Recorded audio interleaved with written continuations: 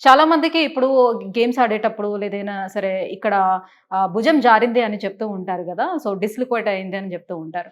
So, ఇలాంటి సిట్యుయేషన్‌లో వాళ్ళు ట్రీట్మెంట్ తీసుకున్నా కూడా మళ్ళీ అది కంటిన్యూ అవుతూ ఉంటుంది. దాన్ని నార్మల్‌గా సెట్ చేసుకోవడం లాంటిది జరుగుతూ ఉంటుంది. సో, అలా కాకుండా కంప్లీట్‌గా ట్రీట్మెంట్ ఏమైనా దొరుకుతుందా దీనికి? Dislocation is different. Okay. Hmm. కొన్ని పేషెంట్స్‌కి they have a tendency of dislocation. మళ్ళీ మళ్ళీ డిస్లొకేట్ అవుతుంది. హ్మ్.